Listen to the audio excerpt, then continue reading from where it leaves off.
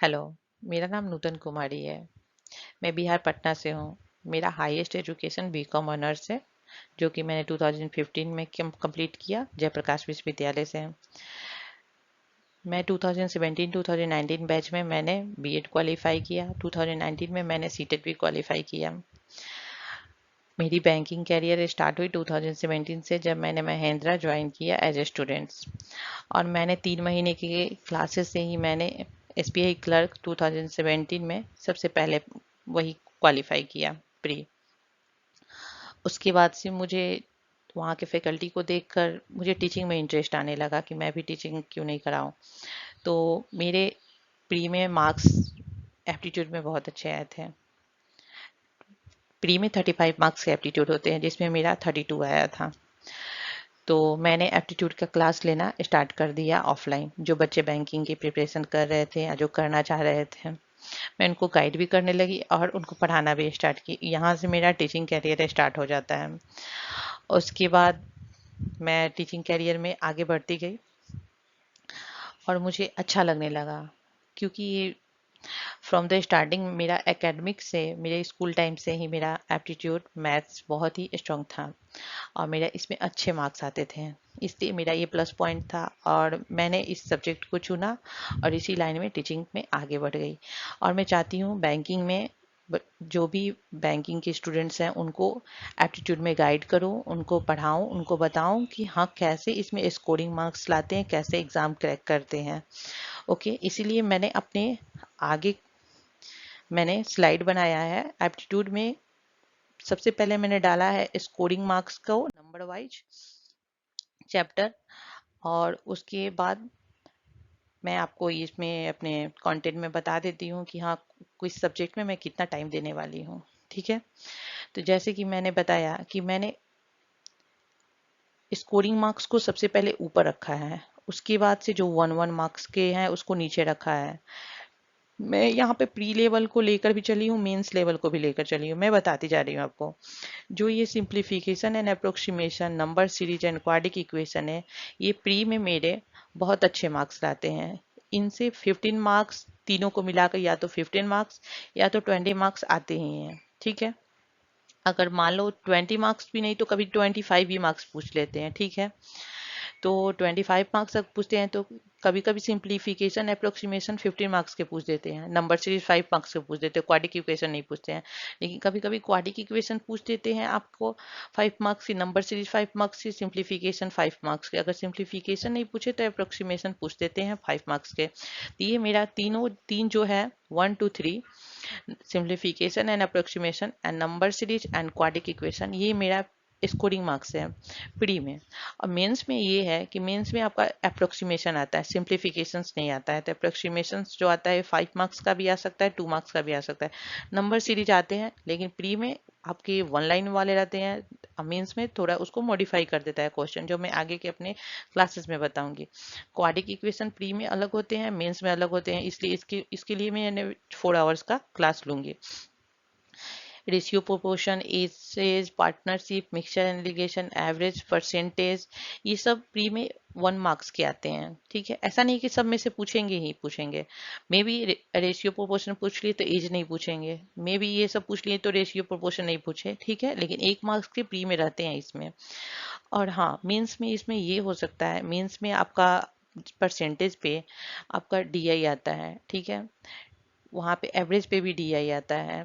तो ये सब मेंस में स्कोरिंग मार्क्स होगा कब, जब हम लोग का एवरेज, परसेंटेज, ये सब का कंसेप्ट क्लियर होगा। ठीक है, तो इसके लिए हम लोग को अपना कंसेप्ट पूरा क्लियर कर कर तब आगे बढ़ना होगा मेंस के लिए। तो ये मेरा प्री का भी हो गया और मेंस का भी हो गया। आगे के स्लाइड में भी कुछ मेरे चैप्टर हैं, जैसे profit loss, simple interest and CI, pipe and system, train, ये सब जितने भी हैं, ये सब प्री लेवल में 1 मार्क्स के आते हैं। लेकिन हाँ, जब आप मेंस में देने जाओगे तो प्रॉफिट लॉस से आपका एक डीआई का क्वेश्चन बन जाएगा, जिससे 5 मार्क्स आ सकते हैं।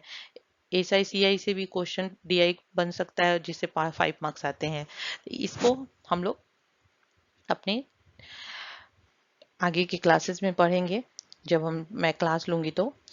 लेकिन ये मैंने इसलिए टाइम स्लॉट यहाँ पे 5 आवर्स दिया है एस आई एन सी आई में, क्योंकि अगर डी आई में डीआई पूछ दिया आपको मीन्स में एसआई सीआई पे, तो हम लोग उसको बनाएंगे कैसे, अटेम्प्ट कैसे करेंगे, ये भी सब हम लोग को पता होना चाहिए। ठीक है, अभी नेक्स्ट स्लाइड में आपका दो चैप्टर और है, प्रोबेबिलिटी एंड परमुटेशन कॉम्बिनेशंस। ये भी प्री में 1 मार्क्स के ही आते हैं, लेकिन मेंस में इससे भी डीआई एंड डीआई बन जाते हैं। ठीक है, तो इसलिए हम लोग को ये इस पे ध्यान देना है। चलो हम आगे की स्लाइड में जाते हैं। यहाँ पे मैं आप लोग को प्रॉफिट एंड लॉस पढ़ाऊंगी आज।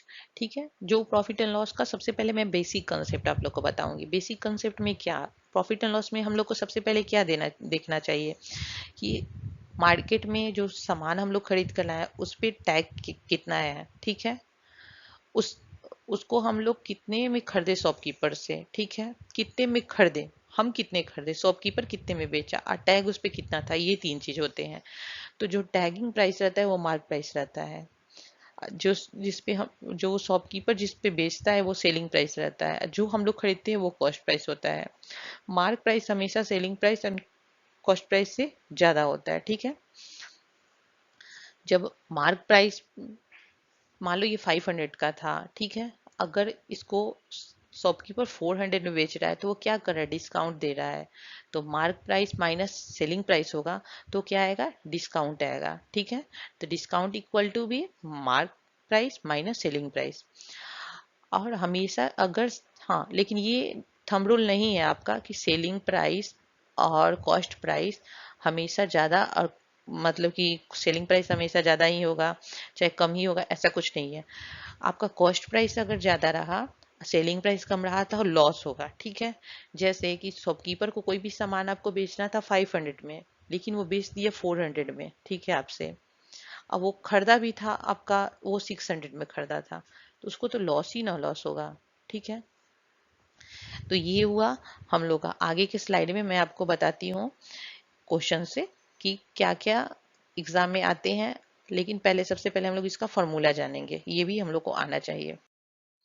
देखो, मार्कअप परसेंटेज निकालने के लिए हमेशा mark price minus selling price, base में हमेशा सेलिंग प्राइस आएगा, जिससे कंपेयर किया जाता है हमेशा बेस में आता है। ठीक है, तो किससे कंपेयर किया जा रहा है, ठीक है, तो सेलिंग प्राइस से किया जा रहा है इंटू 100, तो इसे मेरा मार्कअप परसेंटेज आएगा। डिस्काउंट परसेंटेज में मार्कअप माइनस सेलिंग प्राइस किससे किया जाता है, मार्क प्राइस से कंपेयर किया जाता है, तो मार्क प्राइस हमेशा बेस में आएगा इंटू 100।